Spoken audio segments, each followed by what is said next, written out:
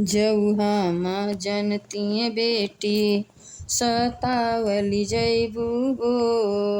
जऊ हम जनती बेटी सतावली जैबू हो।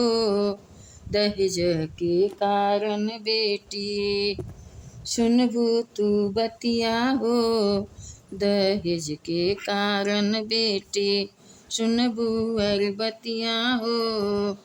जऊ हम जनती बेटी सतावली जैबू हो। दहेज के कारण बेटी हुई दूर दसिया हो। दहेज के कारण बेटी हुई दूर गतिया हो। पहिला पाप कैली बेटी तुम्हें जनमाई के। दूसरा पाप कैली बेटी ब्याह कराई के। दूसरा पाप कैली बेटी। तीसरा पाप कैली बेटी ससुरा पहुँचाई के। तीसरा पाप कैली बेटी जऊ हम जनती बेटी सतावली जैबू हो। दहेज के कारण बेटी हुई दूर गतिया हो। दहेज के कारण बेटी अब नाही करब बेटी ऐसन बतिया हो। अब नाही बिटिया जन माई मोर बेटी हो। अब नाही बेटी जन माई मोरी बेटी हो। सही है बेटी तुम्हें सब कर बतिया हो। सुन ली ह सहेली ह सब दूर गतिया हो। सब करिए बेटी बतिया अचरा में ली हो। उच्च करी ह बेटी बाप भाई के पगड़िया हो। उच्च करी ह अपने भाई बाप के पगड़िया हो। सबसे बड़ा जेल खाना होला ससुरवा हो।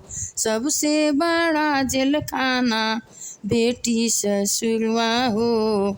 सबके तू सही हो बेटी बाती दूर गतिया हो। ससुरा में सही हो बेटी सब दूर गतिया हो। एक दिन रोशन होई एक दिन रोशन होई तुहरो जे नमवा हो। दुख सुख सह के रही बेटी ससुरवा में हो। दुख सुख सह के रही बेटी ससुरवा में हो। नाम करिहा बेटी माई बाप के नमवा हो। नाम करिहा बेटी माई बाप के नमवा हो। उतरी न दीह हमरे सर के पगड़िया हो। उतरी न दीह हमरे सिर के पगड़िया हो। जौन कुछ सुनिह बेटी अचरा बटोरिह हो। जवन कुछ सहिह बेटी अचरा बटोरिह हो।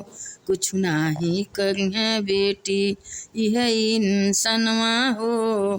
कुछ नाही करिह बेटी यह इंसनवा हो।